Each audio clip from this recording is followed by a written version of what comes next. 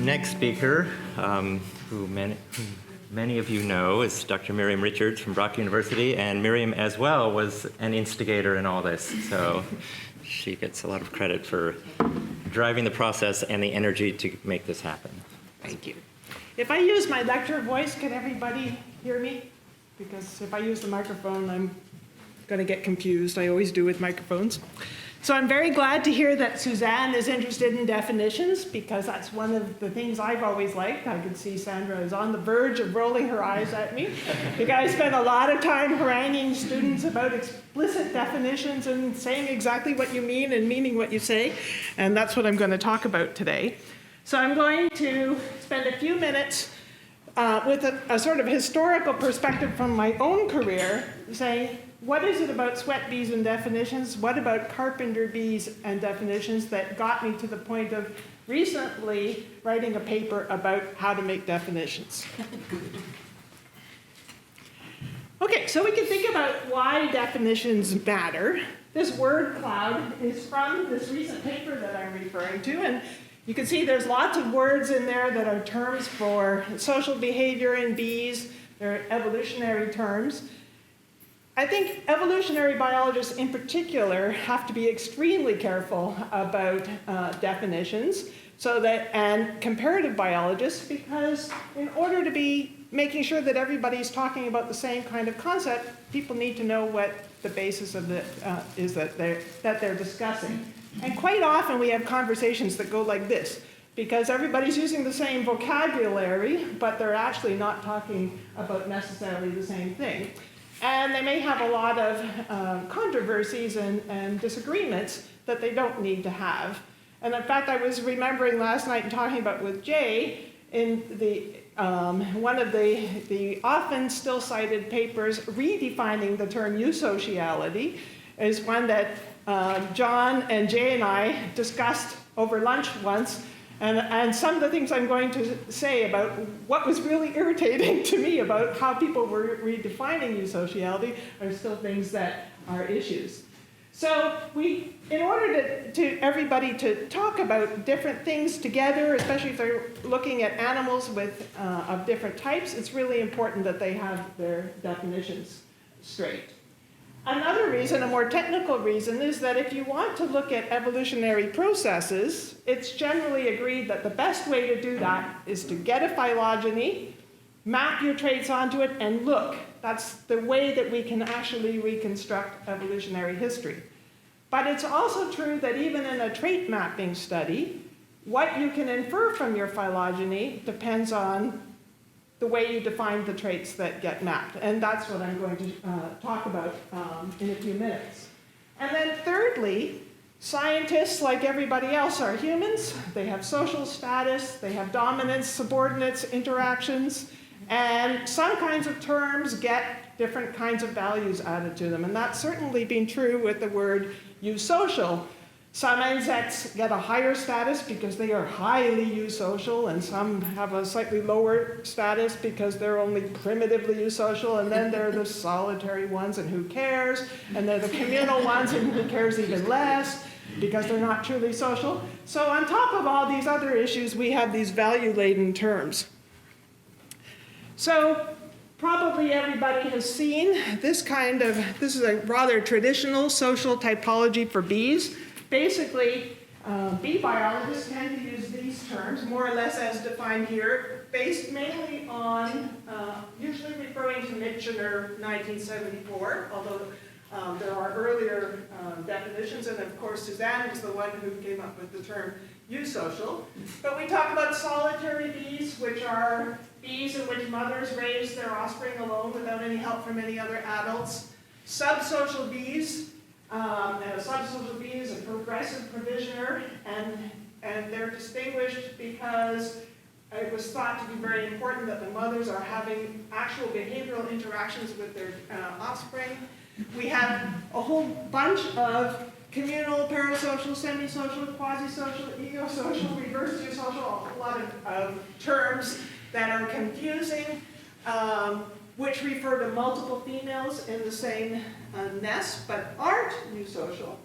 The primitively eusocial bees, like the sweat bees, which have mother queens, daughter workers, but in which the females are totipotent, that is, any female's career she can choose any of the possible social careers in front of her, at least when she's very young. And then the advanced eusocial or highly eusocial bees, which are distinguished by morphological distinctions between the castes. So that's what I would call the traditional social typology for bees. And that's the one I learned, and it's pretty good. It works most of the time, except when people start adding these value-laden statements and things begin changing. So I have lots of pet peeves. I have lots all the time, but today the pet peeves are these. First of all, the eusocial sweat bees get dissed too often. So I don't like that. My second pet peeve is the term subsocial, and I'm going to show you about that. And my third pet peeve is having social bees described as solitary and basically getting downgraded. And of course, if I'm being honest, part of what is, it's when reviewers say these things to me that I get really, really annoyed. Okay, so I'm going to start by telling you a little bit about Electus Linnaeus, which is a very common sweat bee that probably many of you have met. That's a picture by Suzanne Batra of one that's gotten a bit carried away with pollen foraging. It's a very common bee across North America, southern Canada, and through the States. It has a bivoltine colony cycle, which is illustrated here. In spring, probably here this is already well advanced. They haven't dared to show their faces back in Ontario yet. But the foundresses come out and establish nests in the spring. These are pretty big bees, big females that have overwintered.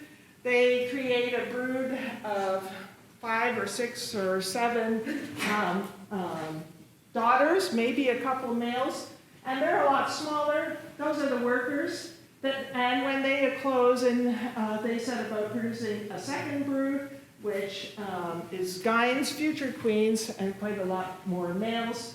And then eventually those go into hibernation. So it's a bivoltine, a 2-generation colony cycle, and it lasts throughout the summer. It's a very, very typical eusocial sweat bee cycle. They're basically more or less obligately eusocial because we don't ever, except under very special circumstances, find solitary nests, but basically solitary nests happen only under very disruptive conditions when a lot of bees in a nest die. And the important thing is they have totipotent females. So these little females, if they get the opportunity, even though they're mostly destined to become workers because they get beaten up by their queen, if their queen is dead, they can become queen themselves. They could go into hibernation and become foundresses the next year. Queens are supposed to be in charge, but if they make a mistake and come out of hibernation all in the same tunnel, they all start fighting with each other until one of them asserts herself as the dominant and becomes the queen, and the other ones all become basically workers in the spring.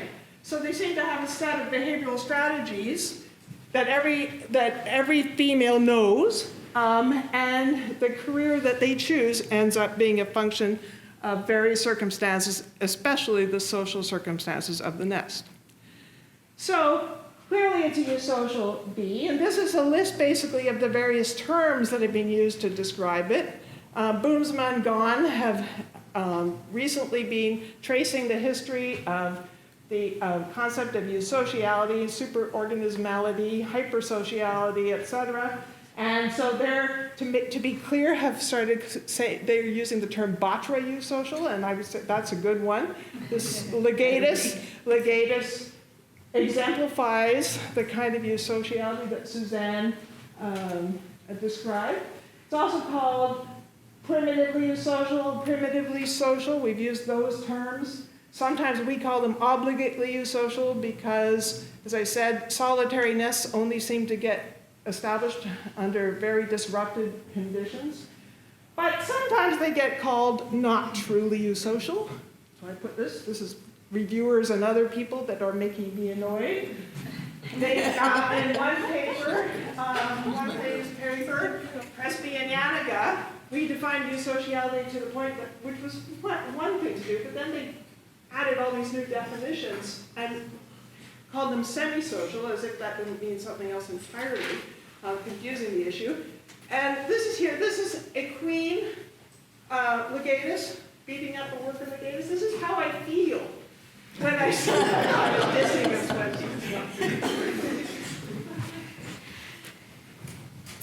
Okay. Another bee that we've studied a lot recently is Xylocopa virginica, the eastern or Virginia carpenter bee. Here's a female on a flower. Here's looking inside a nest. Quite a different kind of bee than a sweat bee. They have these long tunnel-like nests, and each baby grows up in its own brood cell, separated with the oldest ones at this end of the tunnel, and then coming towards the nest entrance. And we started studying them to find out what kind of sociality they have, because they hadn't been very well studied. They'd been studied once in Georgia, and they, but not in very much detail. And we had a lot of them around, and our philosophy is if you have a whole bunch of bees in front of you, sit down and study them. So that's how we choose our species. Several people explained that they were solitary. Clearly, there's an interaction between two females at a nest entrance. And you could argue that, yes, well, usurpation behaviors and things are not really contradicting sociality. Some people had suggested that, yeah, there might be multiple females in the same nest, but they're just there. They're just sharing a nest entrance. You can see these ones aren't sharing very well. They're actually quite annoyed at each other over who's going. This is actually the nest owner who had been foraging. This one moved in and now won't let her in. Apparently, they eventually settled that they were both going to live together. In terms of bees that don't have social interactions, you can see now the one bee's scraping the pollen off her legs, and she scrapes it off and sort of puts it in a pile there. The other one's sort of tapping her antennae. So this was some film footage taken in an observation nest by a student, Jess Bickrock. This bee had just come back with a load of pollen, which she's dumping.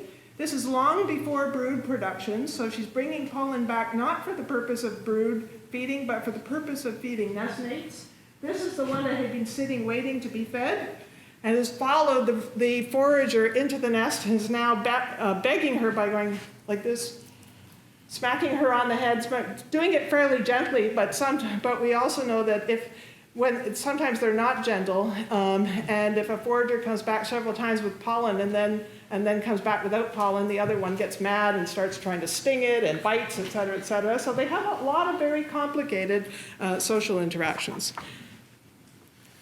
So what kind of sociality do they have? Well, one of the things we've discovered is they have quite complicated sociality, and none of those definitions that have ever been used are in Michener's table or in any of the papers fit. We tried making up a new set of finding a new prefix for social and adding to the jargon, but we decided that was not a good idea.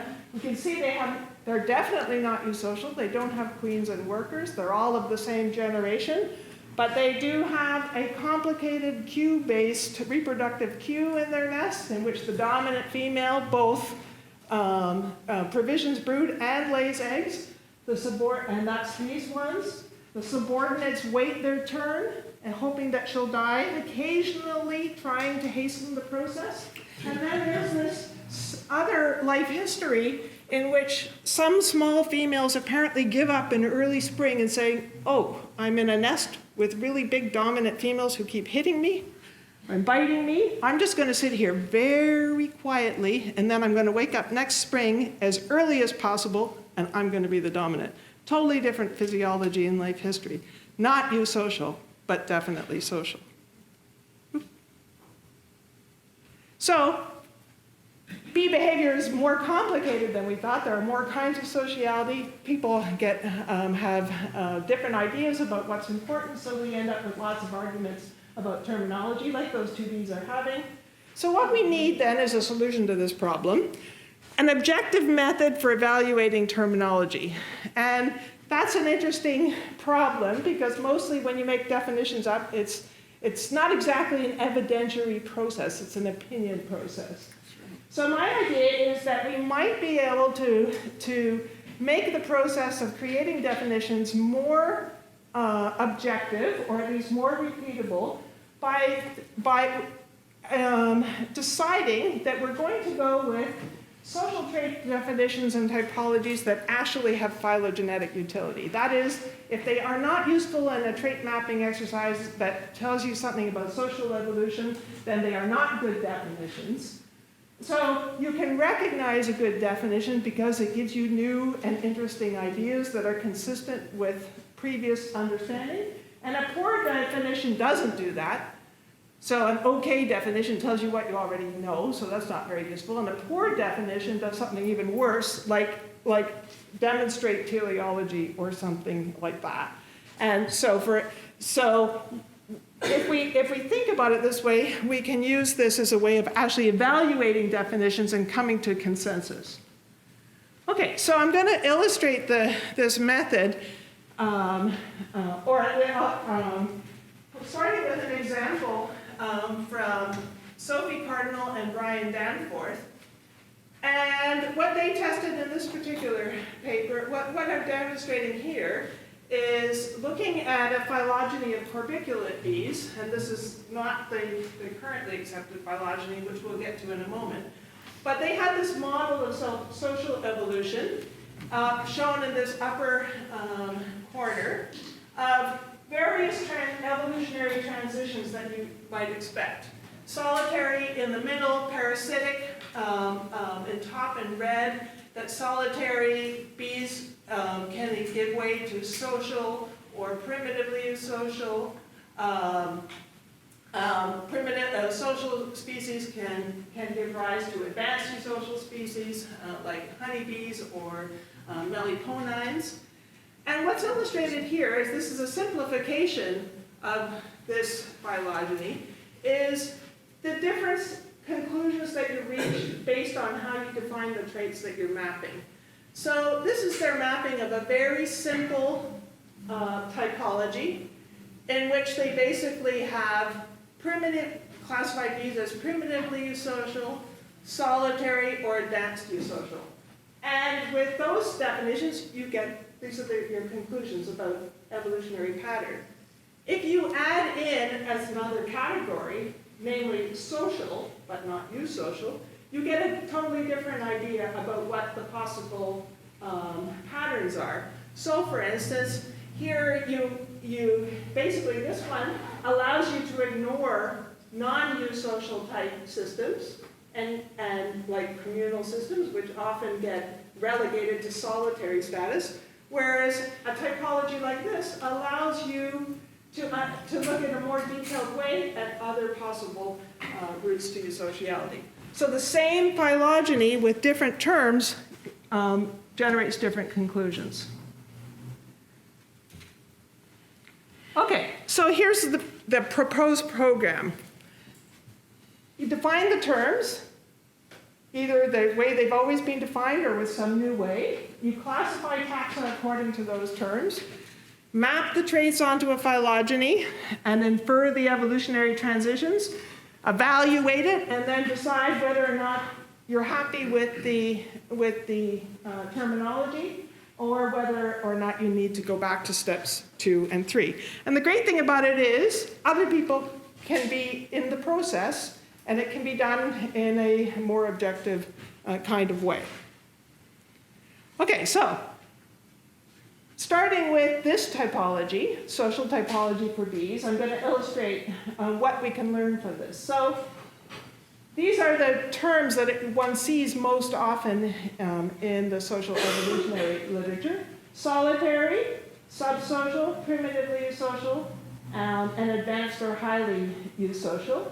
And these are the same definitions that I already illustrated. This is a brand new phylogeny that came out last year based on a large genomic and transcriptomic data set for Apidae. And it's important because the apids are the family with the most overall diverse social behavior. They go from solitary to advanced eusocial and just about everything in between. It's also important because suddenly the orchid bees are starting to be extremely well studied. And the position of the orchid bees now is finally settling down. So it means that especially in this clade up here, we're able to think about transitions to societies of the types that honeybees and stingless bees have. There's also a lot more information for this part of the Apidae now, the serapinines, mainly due to Sandra actually, allodaphines, which have been studied in the Schwartz lab, and a few xylocopines. Okay, so if we take that traditional typology and map it onto this phylogeny then, so the traits are being mapped in a very simple kind of way, which is the most complicated kind of sociality seen in a taxon, then what we get is this particular mapping. And we can see then that where there are these two red dots, those are origins of sociality. And in this case, the red is primitive eusociality, so we would say there's two origins of eusociality. The greens are the traditional advanced eusocial bees, the stingless bees and the honeybees. A reversion to solitary behavior in Manuelia, a South American genus. And that supports this kind of roots to eusociality, that solitary behavior can give rise to primitive eusociality, can also revert back to solitary behavior. Primitive eusociality gives rise to advanced eusociality. That would have happened twice, once in the ancestor of honeybees, once in the ancestor of stingless bees. So that's fine, it agrees with what we think, but the problem is, a bunch of these taxa that are called eusocial, and I'm not just making this up because it's actually often called eusocial, aren't really eusocial. Eusocial societies have queens and workers of different generations. They're social, but they aren't eusocial. So it gives us a false idea of what the transitions are. Right. Absolutely right. Okay, so we need a different typology because right off the bat, that one clearly has problems. So here's another possible. So one of the things that's missing is these other kinds of sociality. So if we add in this category, the one we can call those the social but not eusocial bees. And some people have used that term in their social mapping. It can also start being more explicit. Here you notice that here's the old terms. Here I'm suggesting that eusocial, the term, we should go back to Suzanne's definition and stop calling the sweat bees primitively eusocial, and they're eusocial. And that we also adopt this term, hypersocial, for the bees that we previously called advanced eusocial. And the distinction is, these ones have totipotent females at eclosion, and these ones don't. But the other two definitions, solitary and subsocial, haven't changed. And you notice that the subsocial bees are progressive provisioners, and the solitary ones are mass provisioners. So in the step, we take that typology and we map it, and we get a little bit different picture because we've got more colors now. So we begin to, it's not just the colors though, because what we're showing then is red is still eusocial, but we're now seeing suggestions that in fact there are non-eusocial, non-solitary precursors to eusociality. So I would describe this transition this way then. And so we've got solitary behavior giving rise to sociality, not defined very explicitly yet, because all we've said is it's a lot of bees living in the same nest, but they're not eusocial. So that still needs improvement. But those give rise to eusociality, and those give rise to hypersociality. This is kind of interesting because you can read papers written in 2018 and 19 that say that the parasocial route to social evolution is clearly not supported. The subsocial route is. But this suggests then a different route to eusociality than we've been accepting for quite a long time. Caveats with this. Subsociality didn't end up on this. There are no subsocial bees, it turns out. Even Mitchell, as he defined the term, said the problem with this term is that there aren't any bees that actually, the solitary bees that are progressive provisioners. And several papers have struggled with this, and basically the definition has moved on in many papers, but everybody needs permission apparently to think about the fact that there aren't any bees that qualify for this old subsocial definition.